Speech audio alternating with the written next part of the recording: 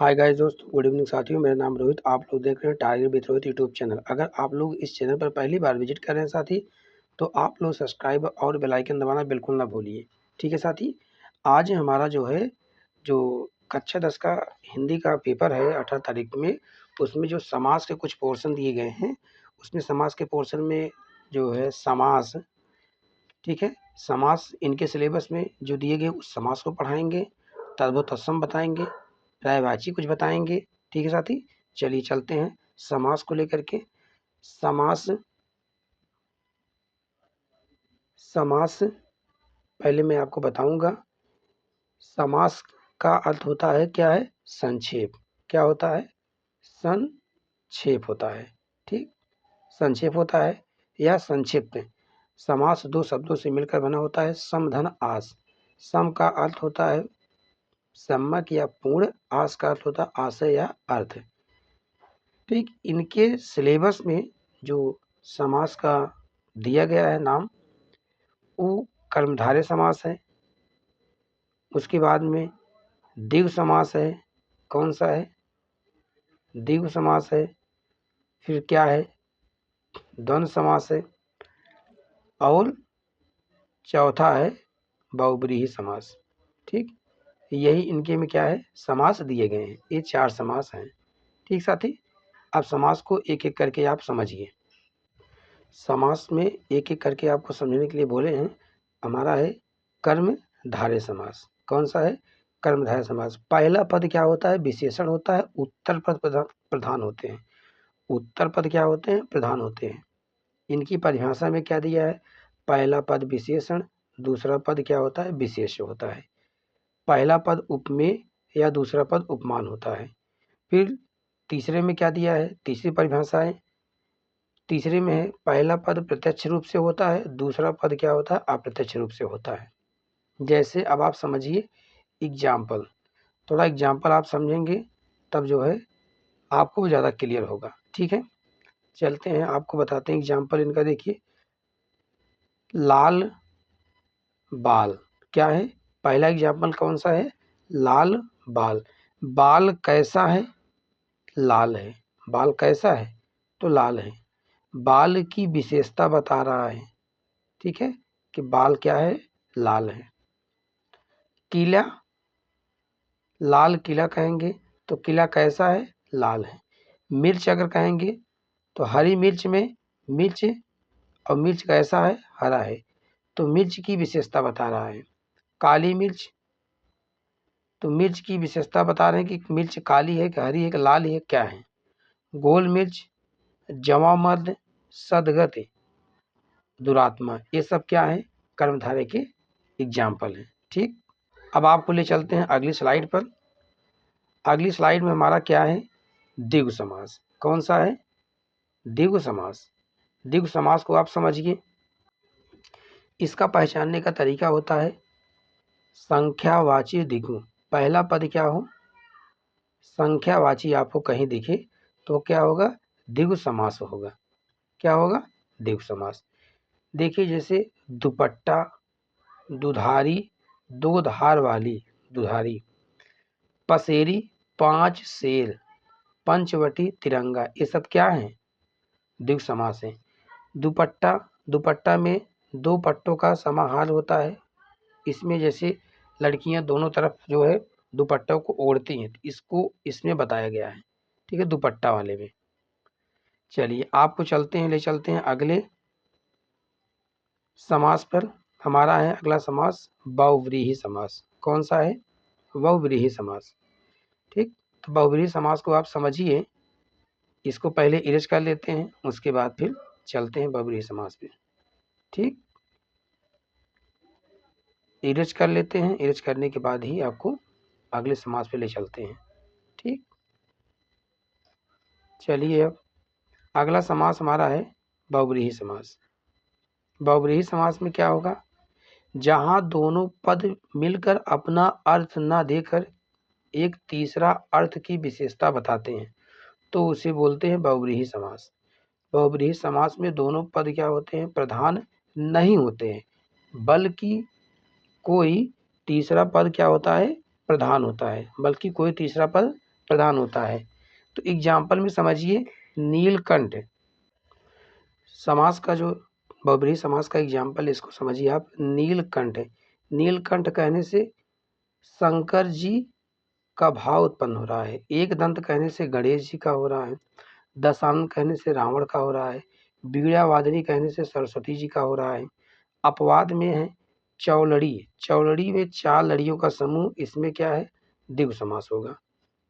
मोनिका चौलड़ी पहनी है, जब पहनने की बात हो रही है किसी की, तो उसमें क्या है, किसी का नाम दिया है, मतलब कर्ता अगर कोई दिया गया हो, सब्जेक्ट, तो उसमें क्या होगा, बहुब्रीहि समास होगा, उसमें पहनने की बात किया गया है। ठीक, अब अगला है, समझिए थोड़ा सा। सीता जी पंचवटी में बैठी हैं, क्या है, सीता जी पंचवटी में बैठी हैं। तो इसमें जो है, अगर सीता जी पंचवटी में बैठी हैं तो बहुब्रीहि समास कहा जाएगा। पंचवटी कौन सा समास है, बहुब्रीहि समास होगा। लेकिन अगर सिर्फ केवल पंचवटी पूछा जाएगा तो इसमें क्या हो जाएगा, द्विगु समास हो जाएगा। तब क्या होगा, द्विगु, क्योंकि पहला शब्द संख्यावाची है। स्थान की बात करेंगे तो बहुब्रीहि समास होगा। पंचवटी कहने से सीता जी पंचवटी में बैठी है, तो मतलब ये स्थान को बोध कर रहा है, तो क्या होगा, बहुब्रीहि समास होगा। जब स्थान को दिखाएगा तब क्या होगा, बहुब्रीहि समास। अब क्लियर हो गया होगा इतना चीज। ठीक है, चलते हैं, आपको इरेज करके फिर अगले समास पे ले चलते हैं। अगला समास हमारा है कौन सा, द्वंद्व समास। इसको पहले इरेज कर लेते हैं, उसके बाद में आपको बताते हैं। चलिए, इरेज हो गया। अब हमारा है द्वंद्व समास। अभी और ऊपर इरेज करना है, 1 मिनट ऊपर जितने हैं इरेज कर लें, क्योंकि आप लोगों को तब भी स्पष्ट दिखेगा। देखिए, इरेज हो जा रहा है मेरा इतना सब। उसके बाद मैं इसको ऊपर ले चलता हूँ। अब आते हैं द्वंद्व समास पे। द्वंद्व समास में क्या है, इसमें दोनों पद क्या होते हैं, प्रधान होते हैं। दोनों पद प्रधान होते हैं। पति पत्नी, लोटा डोरी, देश विदेश, राम कृष्ण, भाई बहन, ये सब क्या है, द्वंद्व समास में आएंगे। माता पिता, ये सब एग्जाम्पल क्या होंगे, द्वंद्व समास के होते हैं। इसका सूत्र होता है चा अर्थे द्वंद्वा। जहां पर चा का लोप होता है वहां पर द्वंद्व समास होता है। ठीक है साथी, आपका समास क्लियर हो गया। अब आता है आपका तत्सम एवं तद्भव। तो स्रोत के आधार पर, उत्पत्ति के आधार पर इनकी संख्या 4 मानी गई है। क्या मानी गई है, 4। तत्सम तद्भव, देशज विदेशज और संकर।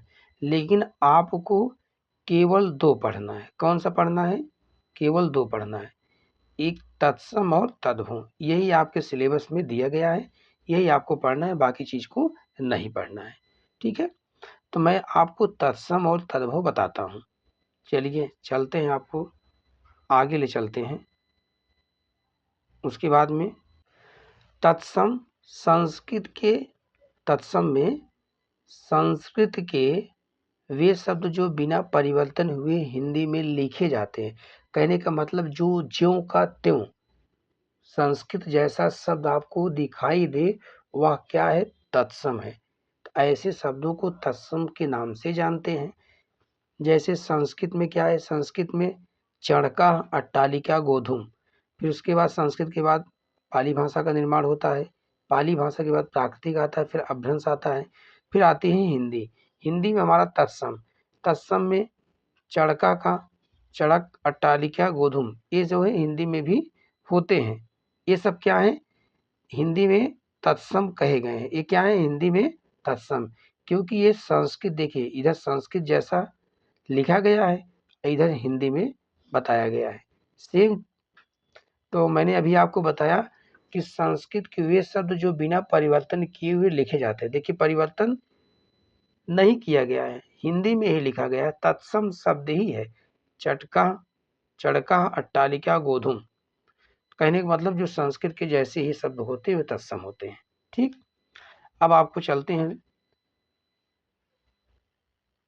अगले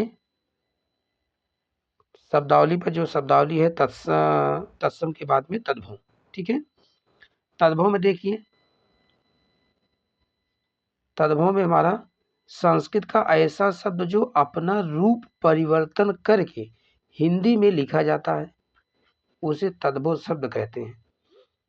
जैसे संस्कृत देखिए, पहली भाषा संस्कृत थी, फिर पाली आई, फिर प्राकृतिक आई, फिर अपभ्रंश आई, फिर हिंदी आई, हिंदी में ही तद्भव। अब देखिए चड़का, चड़का को बोलते हैं क्या? चना। हिंदी में क्या कहते हैं? चना। अट्टालिका को कहते हैं अटारी हिंदी में। गोधूम को हिंदी में कहते हैं गेहूं। तो ये क्या है हमारा हिंदी में तद्भव शब्द है। चड़का का चना होगा हिंदी, अट्टालिका का अटारी होगा हिंदी, गोधूम का गेहूं होगा। ठीक, ये आपका यह तत्सम और तद्भव समाप्त होता है। ठीक, इसके बाद में आपको इसके ऊपर मैंने आपको बताया था कि और भी शब्द हैं उत्पत्ति के रचना के आधार पर, देशज शब्द, विदेशज और संकर शब्द। तो थोड़ा इसको भी आप समझ लीजिए। देखिए इसमें क्या है, इसमें देशज शब्द में स्थानीय शब्द, क्षेत्रीय शब्द, इसकी उत्पत्ति का पता नहीं चलता है। जैसे मैंने बताया, जैसे इसमें इसकी उत्पत्ति का पता नहीं चलता है। तो एग्जाम्पल थोड़ा सा आप समझने का प्रयास कीजिएगा। एग्जाम्पल ऐसे ही हैं कि थोड़ा सा आपको सुनने के बाद में अजीब लगेगा, क्योंकि आप लोग कंपटीशन के बच्चे नहीं हैं। तो देखिए इसमें पहला शब्द दिया है जो एग्जाम्पल में, पहला शब्द है भतार, दूसरा है मनसेधु, फिर पति, छुच्छी, पड़िया, लोटा, भिंडी, टाटी, तपाक, झोंटा। ये शब्द हमारे क्या हैं? देशज शब्द हैं। विदेशज शब्द, विदेशज शब्द को आगत शब्द भी कहा जाता है। अरबी, फारसी, उर्दू, चीनी, जापानी, तुर्की, अंग्रेजी और पुर्तगाली ऐसे हैं। अगला हमारा पांचवा संकर शब्द। संकर शब्द को मिश्रण शब्द बोलते हैं। जैसे रेलगाड़ी, रेलगाड़ी में रेल और गाड़ी, तो रेल अंग्रेजी शब्द है और गाड़ी हिंदी शब्द है।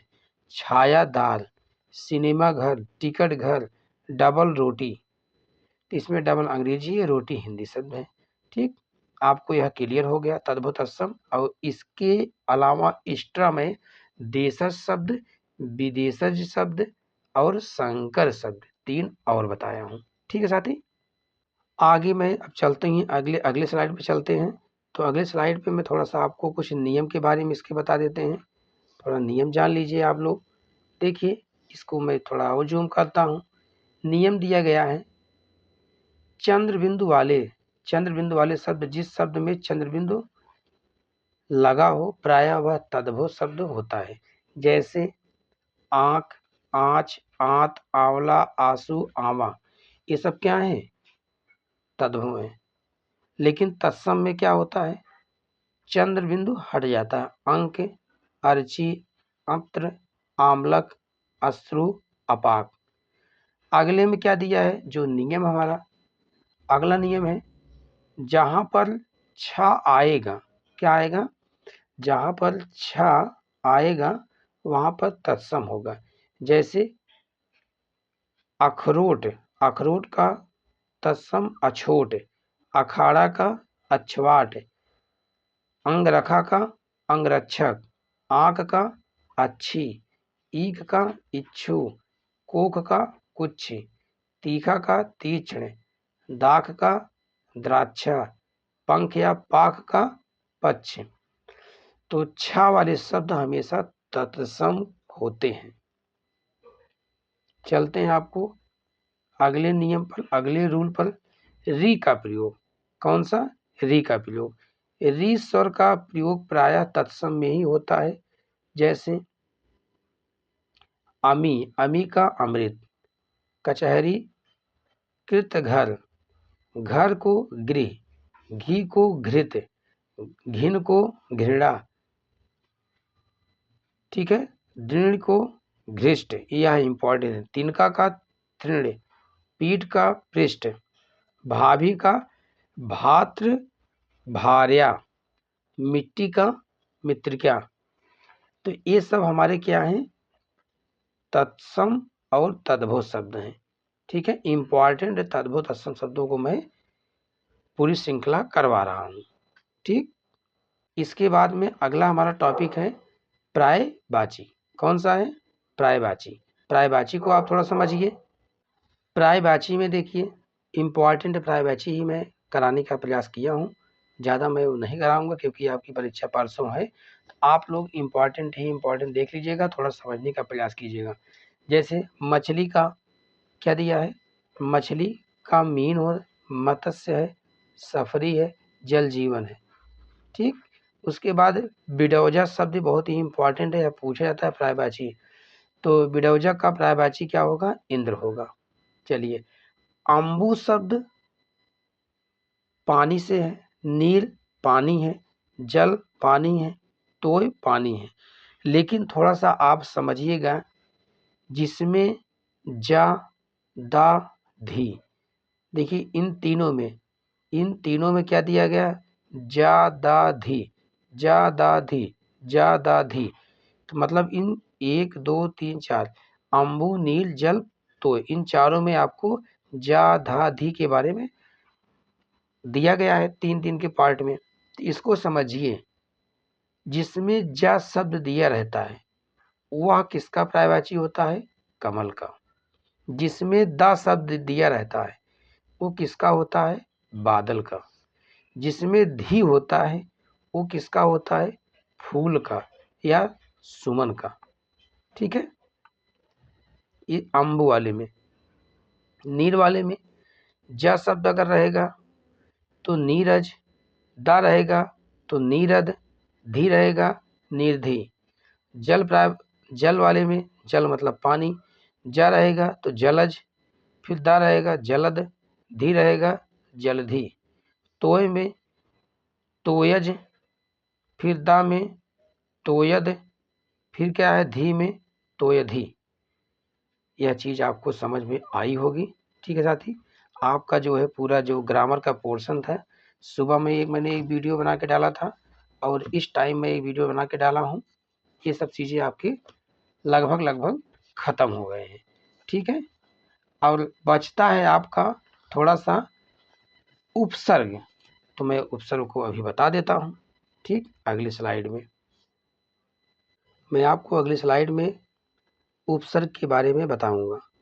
तो देखिए क्या है उपसर्ग। ठीक, उपसर्ग में समझिए, उपसर्ग किसी भी शब्द के आगे लगता है। क्या होता है, शब्द के आगे लगता है। ठीक है, आगे लगता है।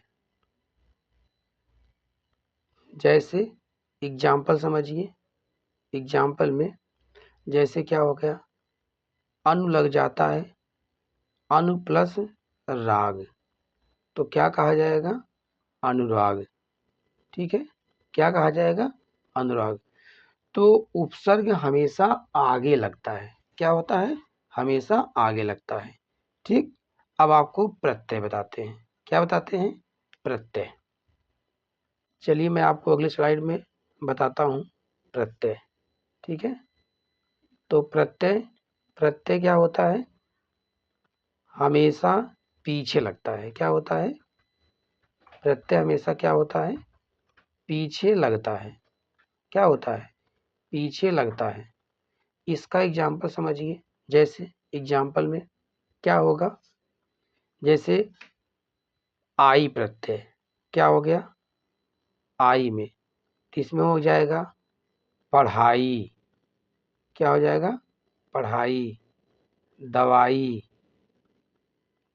ठीक है, तो इस तरीके से आई प्रत्यय होता है। आवट प्रत्यय होता है, आवट में जैसे एग्जाम्पल समझिए, आवट में लिखावट। ठीक है, लिखावट।